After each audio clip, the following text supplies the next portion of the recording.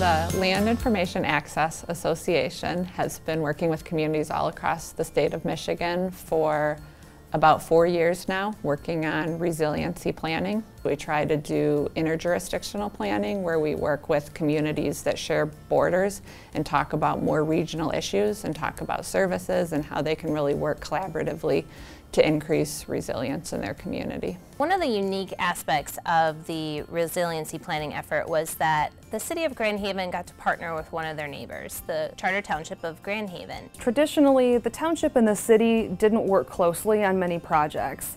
However, this really enabled us to have the planning commissions meet and myself and the city planner to form a relationship so that we can work on future projects together. We're thankful that the Resilient Michigan project is working with communities that are neighboring and really forming those bonds and creating long-term relationships. The resiliency planning effort really focused on bringing in a lot of public input in different ways. So we had a project website, we held lots of public meetings and in different formats so people felt like they could share their opinions about various things. In addition, we know that our youth and our senior citizens are two very big groups that we're going to be working with that enjoy a lot of recreation. We have something called the Youth Advisory Board, and they are high school students who drew what they would like the waterfront to look like, and they drew what the valuable resources of the area was, and it made quite an impact on the older people because their vision is substantially different than what we have now. Their vision has open space, their vision is walkable,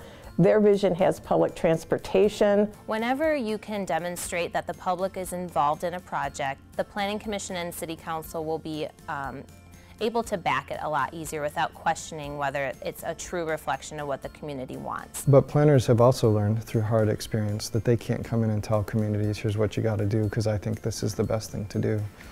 So we've learned over time to be really good facilitators, to figure out how to get the right folks from the community at the table to start talking to each other about what are the values that we have at play here, what's our best sense or understanding of the way the world is working, and how can we work through a process. The public engagement process was a very in-depth process for us here.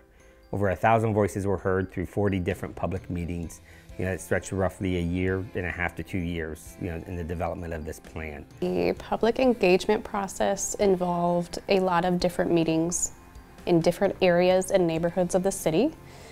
We presented a map and they were able to provide their input for what they thought was valuable to the city and what they thought could change for the better.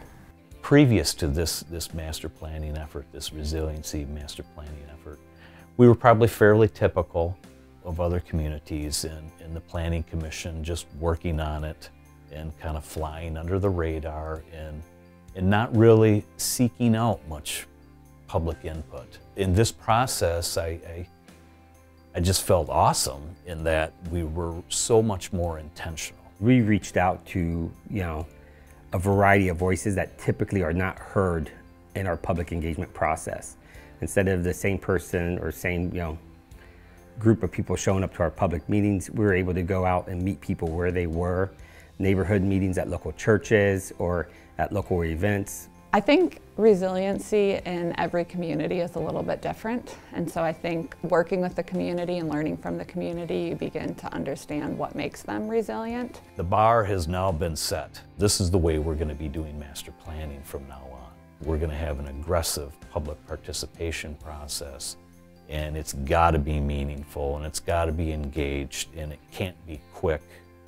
We have to really listen to the people, to the stakeholders and everybody else, and just really, really learn to listen.